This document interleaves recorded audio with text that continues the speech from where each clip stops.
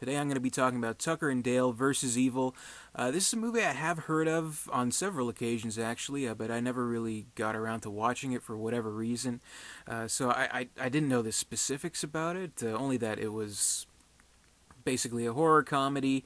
It kind of had like a cult following, so I don't know why I never really got around to seeing it, but in this day and age with Netflix, when it's readily available, sometimes there's just no excuse. So I finally did end up watching it recently. Actually, just a few weeks ago, I saw it. What finally drove me to it, someone had recommended it to me. They knew that I liked kind of 80s stuff, horror stuff, and they're like, "Oh yeah, this will be right up your alley." And sure enough, they were right, because I love this movie. It's so funny and clever, and really mixes genre as well. It feels like 80s horror mixed with a 70s sitcom, like Texas Chainsaw mixed with Three's Company. Basically, there's all these funny misunderstandings, and it does kind of turn the genre on its head a little bit in a very funny, satirical, farcical kind of way, because we always have these kinds of movies where the group of kids, the college kids, are out for a vacation in the woods, whatever. Texas Chainsaw, Friday the 13th, the remake even, Cabin Fever, they go out into the South, and of course, with the Southern people, of course, it's just full of these demented hicks that have nothing else to do than to fuck with you and to scare you and to kill you and to make you into furniture and things like that. But here it kind of flips it on the other side, where the stars of the movie are the small town and southern dudes, Tucker and Dale, where they're just they're nice buddies. They just want to they buy themselves a cabin. They just want to have a good time, have a few beers, and kind of enjoy themselves. They want to renovate it and do some fishing, things like that. But then these kids come, these arrogant, disrespectful asshole teens from wherever. They come and they kind of fuck shit up, and they're the real antagonists of the movie. And because of their kind of assumptions that they make on the small southern town, they think that Tucker and Dale are out to get them, and there's all these funny misunderstandings and things like that. And then they end up accidentally killing themselves in very funny ways. It's a very goofy movie full with all these misunderstandings, things like that.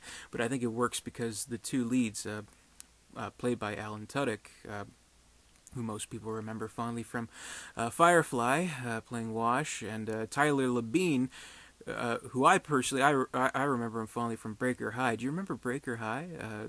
Did you guys get that in the States? It's a Canadian show. Ryan Gosling was in it. Never mind.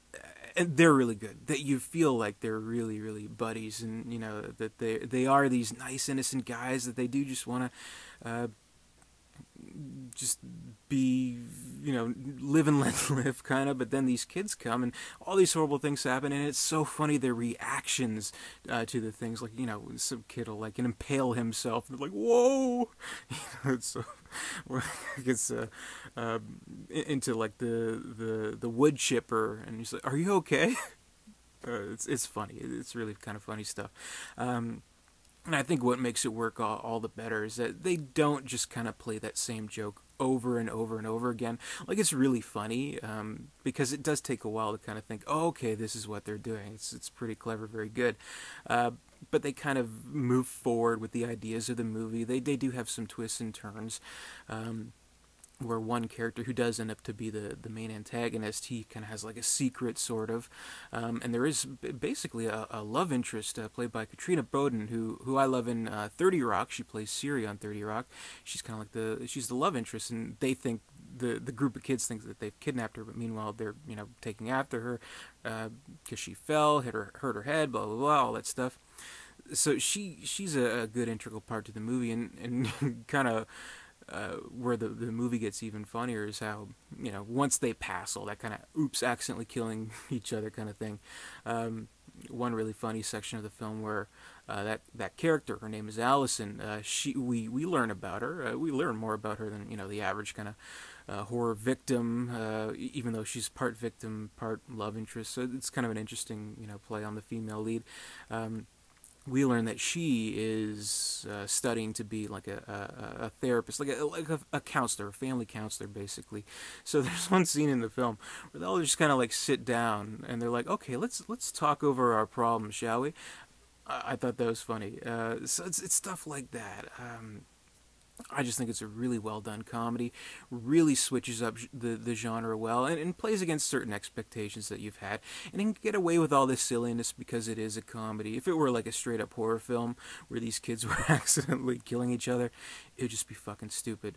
But this movie is smart enough to take pride in its own stupidity, and that makes it all the more funny and all the more entertaining and all the more deserving of its cult classic status that it currently holds.